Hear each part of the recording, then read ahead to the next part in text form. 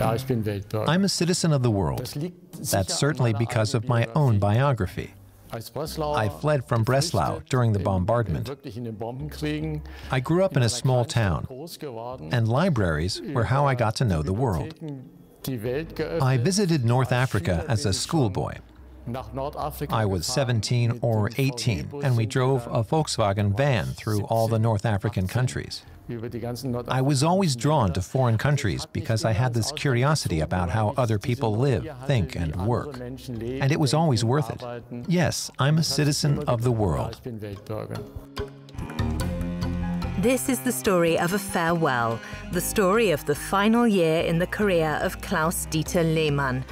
He has shaped the German cultural landscape of the last decades like few others, with his incredible ability to grasp the right moment. He's been head of the German National Library, the driving force behind Berlin's famous Museum Island, and president of Germany's cultural powerhouse, the Goethe-Institut. But his last 12 months don't go as planned.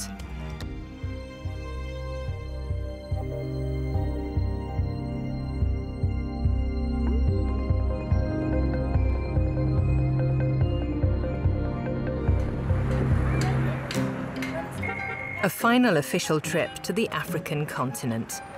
After a long flight, the president of the Goethe-Institut touched down in Namibia, a former German colony.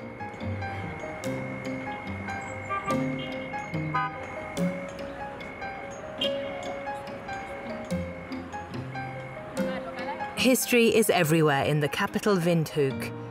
The colossal Independence Museum tells the story of the long struggle for liberation from colonialism.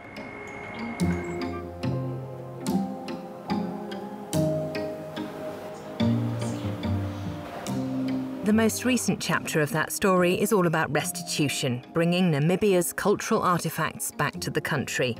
Hendrik Witbooi is a case in point. The tribal leader is a Namibian national hero thanks to his role in the resistance against German colonial rule at the end of the 19th century. Witboi's symbolic Bible and whip were taken by the Germans after his death. Their return was an important first step. It isn't just the removal of objects. It's basically the breaking of people, of personalities, of their self-determination and self-confidence. Colonialism cannot be glossed over. This is simply a beginning. There's a lot more to be done. So now is the time to get to know each other, to talk to Africans in Africa about these experiences, and to exchange ideas so that these stories can be told. Lehmann was also in Namibia to visit the local Goethe-Institut in the center of Windhoek.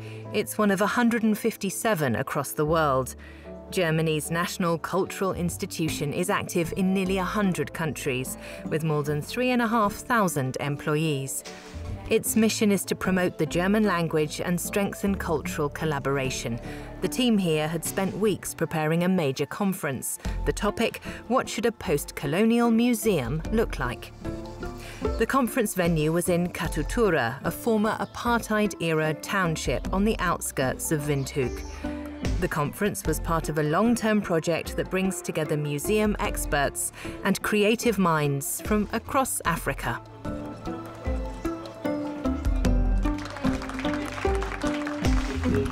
Perspective of treating the past not as a closed chapter, but as a historic obligation. In the 12 years he's been president of the Goethe-Institut, Lehmann has developed good relationships with partners in Africa. So there was a sense that things were coming full circle for him. His very first official trip was to another former German colony. Flashback to 2008. Lehmann, fresh in the job, travelled to Tanzania with good news. The years of austerity were over. After a decade of being closed, the Goethe-Institut in Dar es Salaam would be reopened. We are back to Dar es Salaam. Lehmann's African counterparts hoped that his special interest in the continent would live on, even after he left. Of course, every person who leaves, there is a potential gap. but hopefully that the person who comes is someone who also has a deep understanding of Africa, because Africa is very complex and it's also got very deep scars. So I hope that whoever takes over is someone who is sensitive, someone who is conscientious, and someone who also has the patience and the passion for the continent. And in contrast, we had a video playing. The colonial past was ever present in the discussions. But the conference also revealed a bright new generation coming up in the art and museum worlds. For Lehmann, fresh concepts like digitalization made this conference stand out. A brief overview of the journey that we're going to go on today. So digital technology, I feel, from the archives. The society in which we find ourselves in today does not agree with the principles of former museums, so you can't communicate to an audience you don't understand. You know, we said the median age of Africa is 19. So it's really critical that we start asking these questions: that who are we speaking to, how are we speaking to them, what platforms are they using? But now it was farewell to Africa, the continent that changed how Klaus-Dieter Lehmann saw the world. I've always found it terrible that Africa is only associated with negative stories. I've experienced so many positive things, and I think we simply have to get them across too. The good news needs to be given a chance as well. That chance would soon come back in Germany.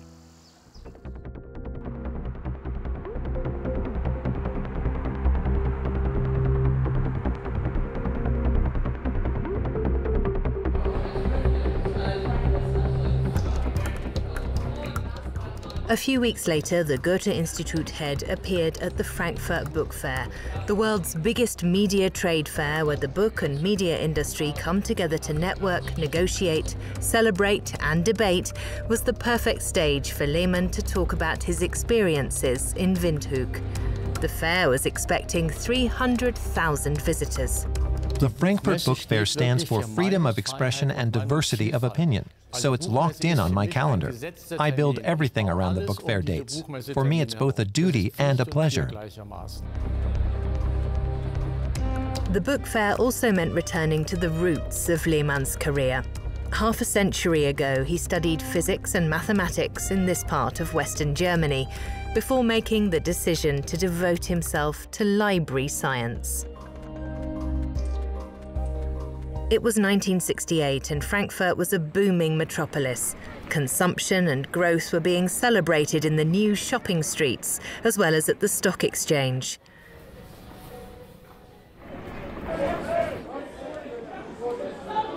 But Germany was awoken from this daydream of prosperity by voices of protest from the streets.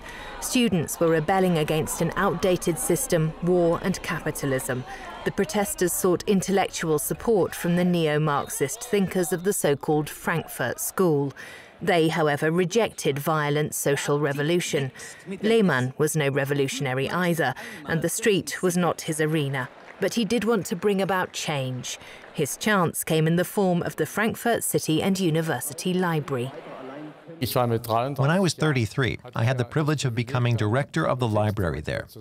I tried to reunite the whole Frankfurt School, the city's critical theory.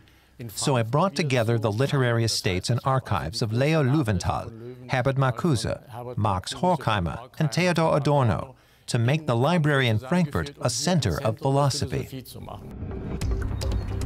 15 years later, in 1988, Lehmann was appointed director of the National Library in Frankfurt, or more precisely, the West German half of it. The other half was in Leipzig, 2 Germanys, 2 national libraries. The Cold War even divided the world of books.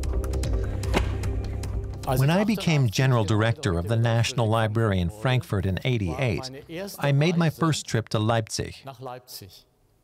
I didn't think it was right for us to be separate entities, given that we were founded on common goals. We talked about that in Leipzig. The Leipzig Lehmann visited at the end of the 1980s was in pretty rough shape. 4 decades after the division of Germany, this once flourishing city of literature was in steep decline, as was the entire communist state. The regime was crumbling.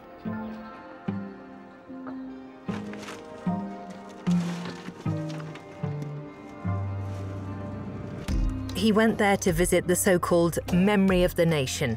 The German library in Leipzig was founded in 1912 to collect all German-language publications under one roof.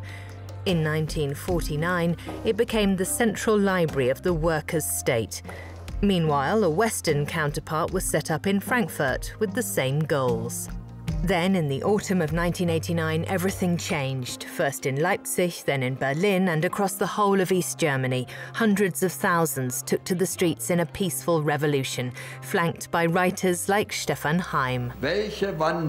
What a transformation. It's as if someone has opened the windows after all these years of stagnation. The people liberated themselves from communist rule, and East Germany fell apart.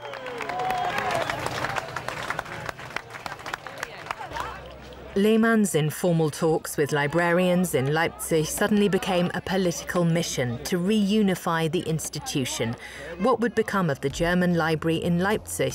Jörg Räuber has been a librarian there since 1974 and was part of negotiations after the wall came down.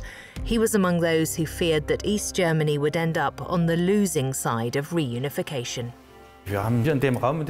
We sat here in this room. Klaus-Dieter Lehmann and his partners sat here at the front. I was sitting on one of the chairs at the back somewhere. I can remember it quite clearly. Initially, there was a brief silence. He must have been asking himself how we in Leipzig would react to these invaders. But it wasn't an invasion. He was pretty clear about that. He said we were working on a common plan. One of the first sentences I can still remember was, "The greater Germany that's coming into being here could certainly use a national library with 2 locations." Instead of Leipzig or Frankfurt, it was Leipzig and Frankfurt. Lehmann's solution safeguarded the internal unity of the National Library. In March 1990, we were united, and we bonded in some funny ways.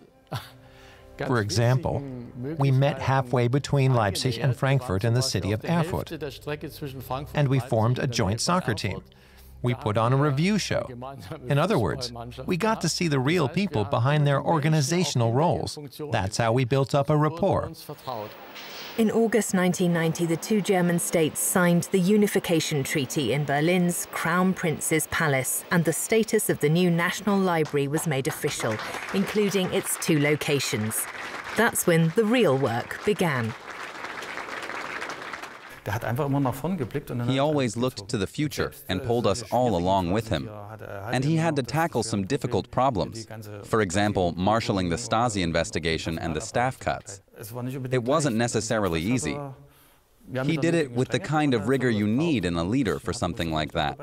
But he was also sympathetic. So I don't think anyone really felt hurt. That was quite an achievement.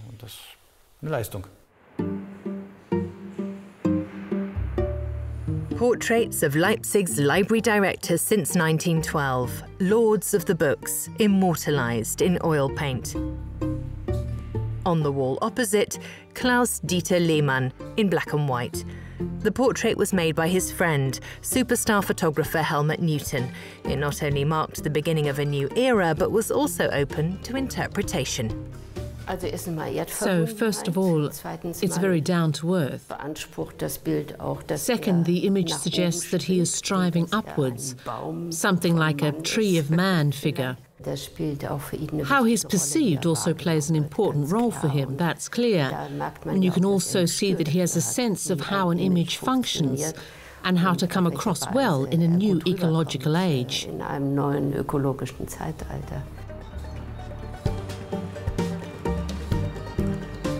Exposed concrete, steel and glass. Below that, on 3 floors, an underground depository, 30,000 square meters of books. Frankfurt's long-planned new German National Library building was completed in 1997.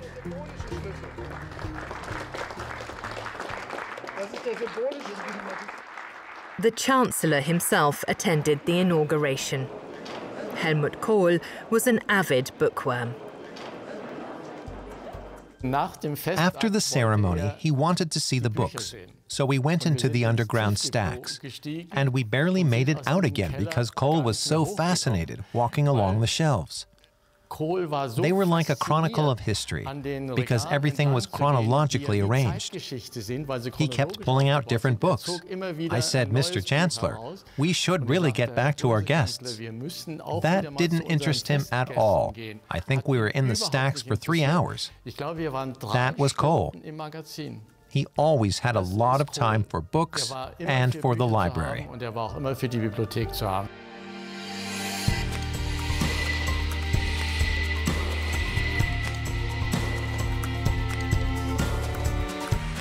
One year and a lost election later, Kohl was no longer Chancellor. He'd handed power over to Gerhard Schröder.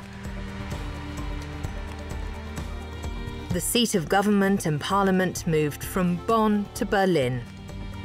And Lehmann took on a new position as president of the Prussian Cultural Heritage Foundation. On the threshold of the new millennium, it was Germany's most important cultural role. It brought with it the chance to reshape the face of the nation's capital with the help of a little political goodwill. Gerhard Schröder was a strong supporter of Museum Island. We didn't have to call on his support, but knowing that someone saw this cultural ensemble as the intellectual center of Germany was very important to us. In 2008, at the age of 68, Lehmann made another big career move, becoming president of the Goethe-Institut. Chancellor Angela Merkel paid him a personal visit when he took office. It was a first and also a sign of the growing global significance of cultural diplomacy. It was important for us that the Chancellor made such a clear signal so soon after I had begun my time as Goethe-Institut director in Munich. So those were my 3 encounters, and they were all positive. I'm quite an independent spirit, and independence has always been important to me. I don't belong to a political party, so I can always speak personally based on facts, and that probably wasn't a bad thing either. Lehmann looked for support not only in the government but also in parliament. Norbert Lammert, who was then president of the Bundestag and one of the most experienced members of parliament, recalls Lehmann's skillful balancing act between culture and politics. The way I see it, he was always there, especially when it came to German cultural policy. He doesn't compete with artists, which is something best not done in a role like that. Neither does he display the, at times, borderline affectations of a successful manager, but rather he connects the two, creating both internal and external consensus. That's important for the image and effectiveness of institutions like this. In 2019, renowned German violinist Anna-Sophie Mutter scooped one of the world's biggest art prizes, the Premium Imperiale, awarded by the Japan Art Association. Lehmann has been an international advisor to the prize for years, responsible for recommending candidates. The virtuoso violinist was his choice. It was a tightrope walk between distance and proximity, but that is more important to Lehmann than ostentatious friendship, in culture as well as in politics.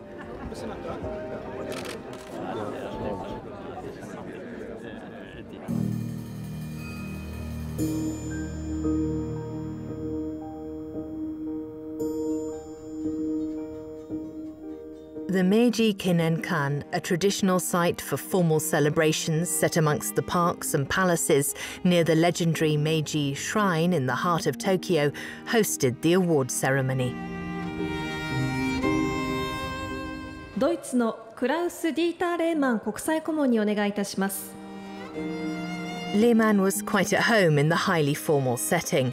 Prince and Princess Hitachi were present on behalf of Japan's imperial dynasty. Your Highnesses, Excellencies, distinguished guests. With an equivalent value of €125,000, it's the richest art prize in the world and testament to Japan's commitment to the arts. Herr Lehmann was really a calm presence in the middle of everything, running things and giving everyone the feeling that they were at the centre of proceedings. In fact, it was he who was probably at the heart of it all, holding the reins.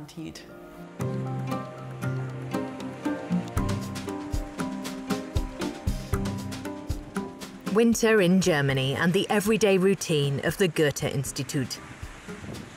At the cultural institution's headquarters near the centre of Munich, it's time for the so-called presidential breakfast.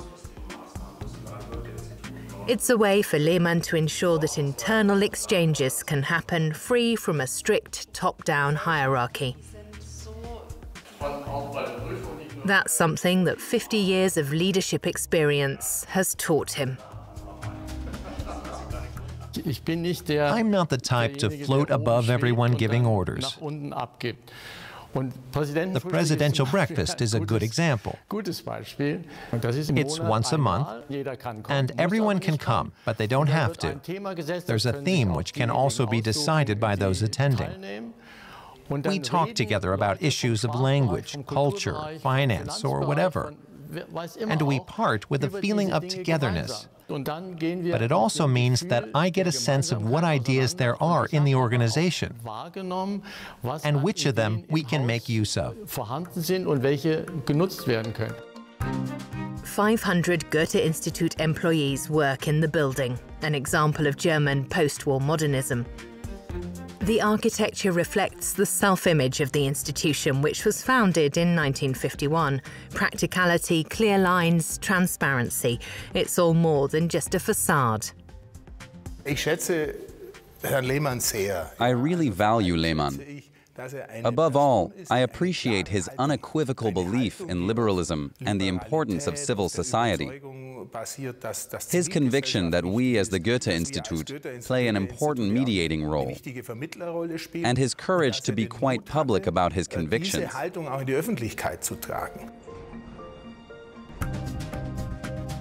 Secretary General Johannes Ebert is the manager. From Munich, he runs the different Goethe-Institut locations and projects around the world, together with commercial director Rainer Pollack. Only Klaus-Dieter Lehmann has his own office there. President of the Goethe-Institut is an honorary position with a focus on democracy. Lehmann believes that that's more important than ever. We're seeing an oversimplification of things and more brutality in our disagreements, and that worries me. We can only credibly represent our own institute around the world if Germany itself is in a position to correct these things and to create a politics that's free, liberal, and committed to human rights. For us, racism is a dangerous threat that impacts our own credibility. That's why we also want to have a stronger presence within Germany in terms of cultural education.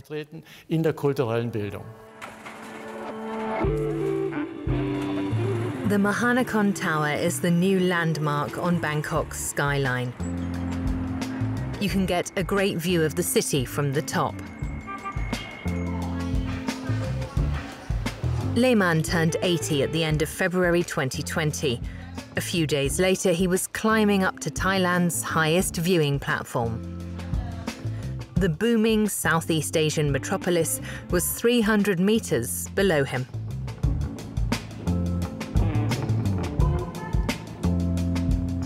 Lehmann's trip to the Chao Phraya River had been in the works for a long time, but the coronavirus threatened his plans. Infection rates in Thailand were still low at the beginning of March, but fears of a pandemic were all too real. Thailand's Goethe-Institut was intending to celebrate its 60th anniversary with a large program of events. When Lehmann decided to go ahead with the visit, the director of the institute in Bangkok breathed a huge sigh of relief. It was both overwhelming and inspiring that the president of the Goethe-Institut, Klaus-Dieter Lehmann, and his wife Lisa came to Bangkok to celebrate with us in these really difficult times of the coronavirus. When you're 80 years old and still say, "You're so important to me that I'm going to come even though many people won't be traveling right now," it sends an incredible message to the staff. I could tell how much it meant to our people and what an incredible motivation it was for us to keep going. The Lampong railway station could almost be a piece of Europe in central Bangkok. The city's transportation hub for over a century, it was modelled on Frankfurt's train station. This is a really emotional discovery. I basically began my career in Frankfurt, and I come here to Bangkok, and what do I see? It's a little smaller, but it has the architecture and the atmosphere of Frankfurt Central Station. This is a strange feeling. Just like at the beginning, here I am in my final year working for the Goethe-Institut, and here is Frankfurt train station again, this time in Bangkok. It's very emotional. The historic waiting room was turned into a pop-up concert hall. The Goethe-Institut had invited young musicians from Bangkok and Cologne to perform pieces by Johann Sebastian Bach and John Cage, amongst other composers. It was an unusual experience for the commuters.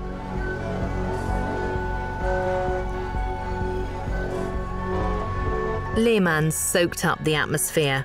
Making a journey like this under such troubling conditions wasn't merely a gut decision. It was the results of sober consideration. As president of the Goethe-Institut, there are some events that one has to be aware of. The 60th anniversary of the Bangkok Goethe-Institut is one of them. It's now one of the largest Goethe-Institutes in the world, and understandably, expectations are placed on me. So I wanted to be there in person. It also answers those asking how I'm dealing with the situation. I only let myself be affected when there are clear facts. Supposition alone isn't enough for me. At the evening event, a partnership between the Goethe-Institut and the youth ensemble from the Princess Galliani Academy of Music was made official.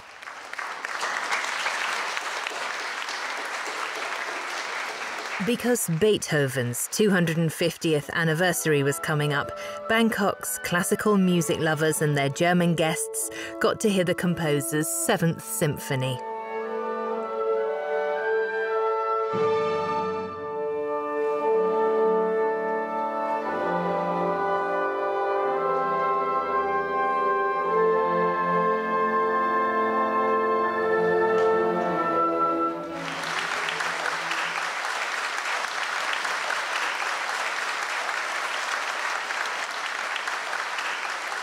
The festivities showed how important the Goethe-Institut has become to cultural life in the Thai capital. The organisation is keen to make its presence in Asia felt, especially at such a critical time. The audience didn't suspect that this could be one of the last parties in Bangkok for a long while.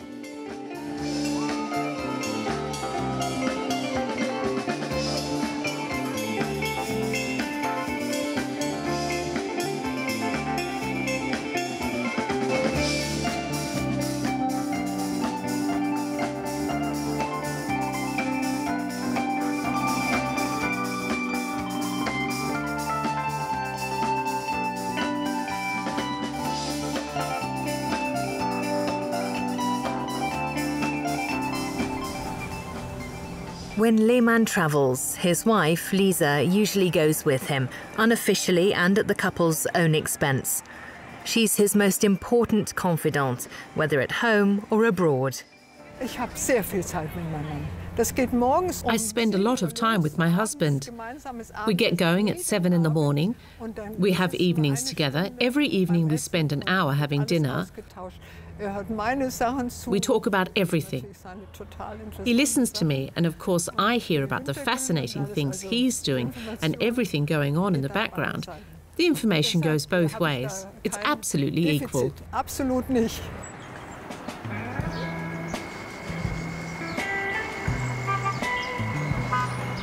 Lisa Lehmann remains in the background, and yet she's still very present. The two met at university. She was the first woman to study geophysics in Mainz half a century ago.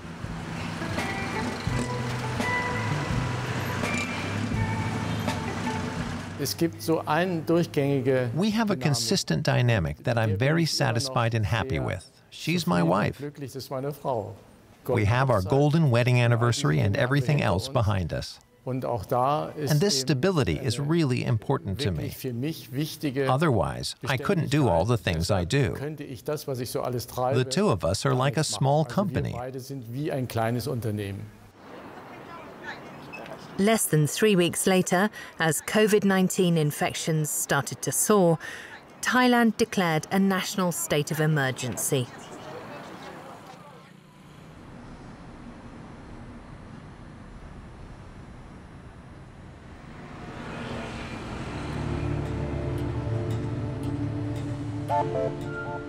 Bangkok went into lockdown and the Goethe-Institut there was closed to the public. The same happened with the 157 other institutes around the world. The coronavirus brought the whole Goethe-Institut to a standstill. That also meant that the organization's most important income source, language courses, began to dry up. Almost 40% of its €440 million budget was in jeopardy. In Germany, the president and board of directors had to fight for the Goethe-Institut's very future. Right now, we're facing an existential threat because of financing.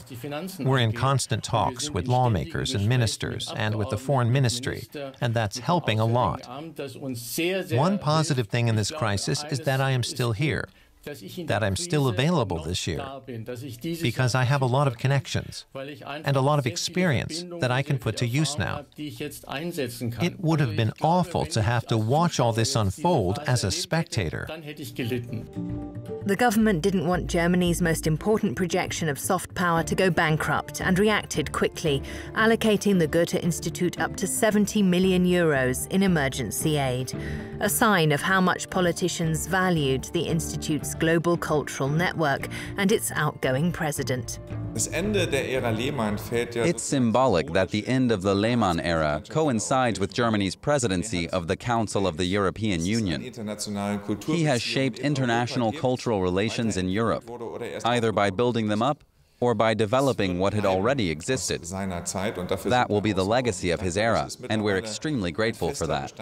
It's become an integral part of our European policy. Another legacy will be his tireless commitment and firmness, even in the face of difficulties. That hasn't only helped international cultural relations, it's also helped us. Goethe-Institut sites around the world are adapting to the new normal. What's no longer possible in person happens online. Language courses, cultural events, and an entire summit on colonialism. Latitude, on air. Cooperation with Reboot FM and Radio Network Berlin. In Berlin, spring and summer came and went. Lehmann's last few months in office were necessarily restricted. Appearances and trips were cancelled, replaced by video conferences.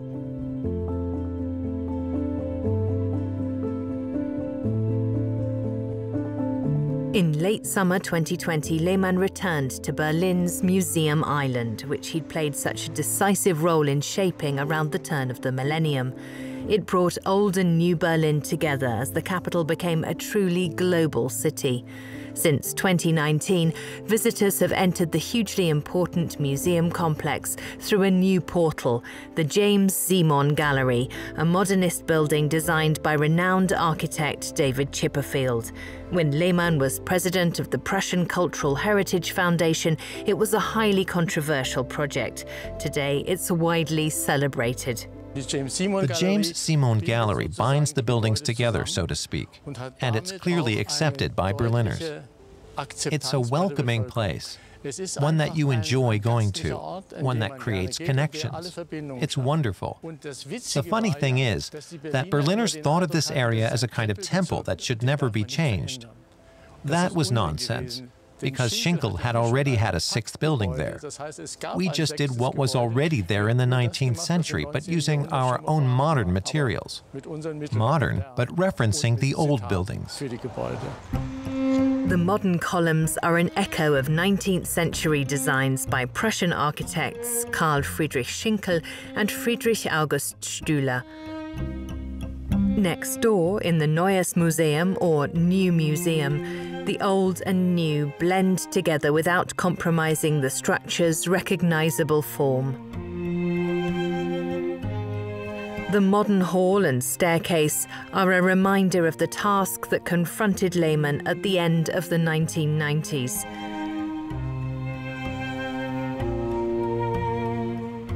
The grand ensemble of 5 museums was a UNESCO World Heritage Site, but it was also in dire need of renovation, modernization, reorganization, and renewal. For years, Museum Island was a major construction site, with Lehmann playing the role of cultural supervisor. In '99, we adopted the master plan for Museum Island, which was approved by all museum directors and is still in effect today. That means this has my handwriting on it. I think what I do is to get everyone in the same boat, so we could complete the work on the Neues Museum, the Bode Museum, and the Alte Nationalgalerie on time and within budget. The Neues Museum was at the center of the renovation project.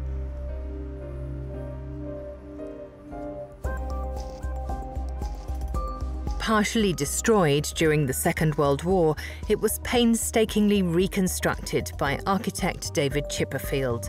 Its showpiece is the so-called Nubian Room, decorated with motifs from antiquity by Friedrich August Stüler, architect to the Prussian king in the mid-19th century.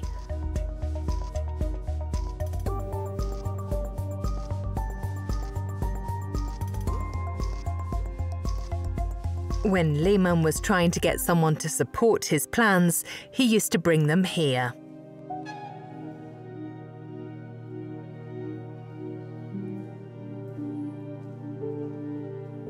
It's a beautiful room. The proportions are good. You have the presence of ancient Greece, the terracotta, the great thinkers. But it's also a mysterious room, a magical place. And I shamelessly used that magic to make the positive transformation of Museum Island happen, including when it came to funding. But Stüler basically helped us there. Peter Klaus Schuster, then head of Berlin's public museums, was always at Lehmann's side. For a decade, the two worked together to implement their master plan. He was a brilliant strategist. He never stopped giving politicians tours of Museum Island. He's a great motivator. He's what you'd call a cultural diplomat. And he was a genius when it came to committees. Klaus-Dieter Lehmann would walk into a meeting, and by the end, everyone agreed with him. He did a wonderful job. He was sophisticated and efficient. Lehmann's time at the head of Germany's largest cultural institution, the Prussian Cultural Heritage Foundation, was a resounding success. The foundation is responsible for managing millions of objects, unique collections, archives, research institutes, and libraries.